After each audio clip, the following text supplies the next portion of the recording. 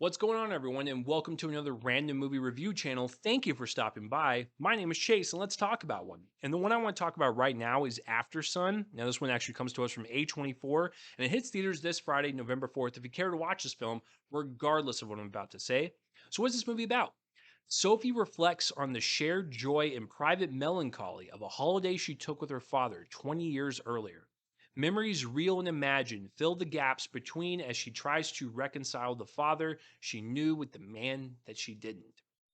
Going into this film, I heard a lot of great word of mouth from film festivals. And so I didn't want to know anything else about it. I heard great things, didn't even watch a trailer.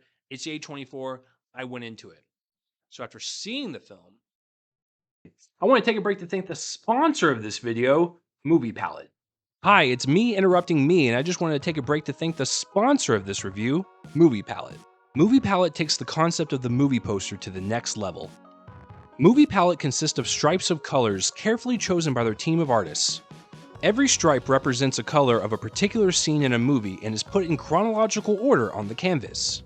There are so many movies to pick from, and it doesn't even stop there. They also have whole seasons of TV shows.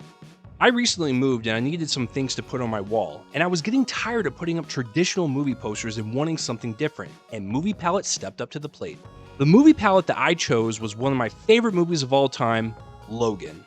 This gorgeous palette is a constant reminder of how beautiful this film is and how each scene evokes a different emotion all through its language of color, not to mention a great conversation starter. This is a unique piece to any film and TV lover's home, and I want to help you get one. Use the discount code CHASE15 for 15% off of any product on their website. Film is art, so why not display your favorite as such? That's 15% off of your order when you use the code CHASE15. Kind of love it. And to be honest with you, it's somewhere in the 11 through 20, maybe 10 through 1 range on my list. This is a beautiful film, and it really is a great reminder of what memories can do to us, especially at certain points in our lives and how it affects us going forward. And I thought that was really beautiful stuff, really emotionally well told, emotionally well realized. I really felt like this human connection to this film and what these characters were going through, and like what memories, good or bad, can do to us. And maybe some memories we don't remember as well, but we remember like conversations, or we remember like the setting that we're in. We remember specific things that can trigger said memory. All that was explored. And the final shot of the film is so wonderful. And it's a great visual metaphor for the brain, and like how memories at a younger age might be perceived as an adult, because sometimes we can't fully comprehend full memories, but we can remember certain things. And that's what this character is doing, is that she's reflecting on all of her memories with her father. And she's trying to piece everything together to kind of really understand where her dad was coming from, what went wrong, and maybe even a little guilt is on her shoulders because maybe she feels like she could have helped him. But all of that is explored, and a lot of it is told through just visual cues and little dialogue scenes. Like, it's a really well told visual film, and it's got some great moments of dialogue, but this is a visual film, and it's beautiful the way it's told. Writer director Charlotte Wells, this is her first full length feature. And you know what? Congratulations. Now I'm a fan. I'm going to follow you for the rest of your career. It's an astounding piece of work. Utterly fantastic. I think what Charlotte Wells does really well is craft a narrative in 100 minutes that is emotionally powerful. It's resonant to everyone that watches this film. I think everyone, no matter your background, everyone can connect to this. And I loved her exploration of memories and how, you know, capturing memories are so important on video cameras, and like getting like some type of clue as to what was going on, with that memory. Like, because I'm trying not to spoil anything, but there's a certain thing that happens with the father, and the daughter at that age didn't really fully comprehend what he was going through. Which is also, this is a great commentary on mental health towards men. I definitely got that, and I really like the fact that they were both at different points in their lives, but she's at the age where she's discovering who she is and her sexuality in the film, but she doesn't really understand what her dad's going through. And sometimes that can be lost on a child because they're just children. And so when things happen like that and people get older, guilt can be put on shoulders and really kind of put everything into perspective as to what went wrong. And I thought everything from the memories of when she was a child and the briefness that we got with her as an adult, I thought was really great stuff. I wish there was more. That's my only complaint about this film. I wish it could have had an extra 15, 20 minutes, maybe make it a 2 hour film and explore the adult version of our main character just a little bit more. But that lasting image was so powerful of memories fading away and being distorted, and like that's just what she's going to remember for the rest of her life. That was really haunting stuff. Um, but yeah, I wish it could have gone on a little bit more. But yeah, I love the narrative. It's very subtle. It's beautiful. It's like I said, it's sad. It's just a full emotional gamut of like what it means to be human, and just I love the father daughter relationship. It's great chemistry, and I love the fact that they're both at different parts of their lives, so they just really could not communicate with each other on a mental level like that. Like I don't know, there was a deep sadness to it, but at the same time, the father just really loved his daughter and did the best that he could. But yeah, I was really well written, beautiful film. I would totally put this up for best original screenplay. Absolutely. Director Charlotte Wells. I loved the visual metaphors in this film.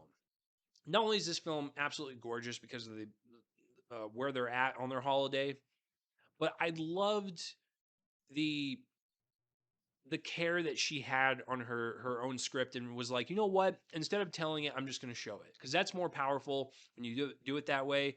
There is, I'm not going to say what the context is, but there's a scene in a nightclub where the lights are going in and out, and it's a great kind of metaphor for the brain and how maybe some memories are in there, but we can't fully remember them, but they're kind of flashing in and out. I thought that was really well done. The last scene was really well done. There's a lot of great shots in the movie where we focus on like a TV screen and we just see the reflection of the characters as they're talking, or the reflection of like a phone screen or whatever. That's really smart because if you think about it, I'm 33 years old right now, right? If I remember any memory from when I was a kid, I might have like some things that I remember about it, like certain like conversations or sound bites or specific objects that were in the room as I was doing. Like that makes total sense to me. So like when we're focusing on like the TV screen or the phone screen, like that's kind of like how her memory is being played out. It's like she remembers like maybe the conversation, but she doesn't really remember like what was around her. Like I thought that was an amazing way to kind of tell the story, and just how memories work with the brain and everything. Like I thought that was just so genius. Um, but yeah, I just thought as a director and a writer, she absolutely killed it in this. Like it's just a really um, thematically rich, just hauntingly, devastatingly beautiful film about a father daughter relationship at different points in their lives. And yeah, I loved what she did. The performances are wonderful. Paul Mezcal, who plays the father, um, he was really good. Like I said, they don't. There's not a lot of dialogue in this film. You have to really convey a lot through the face and just your body language.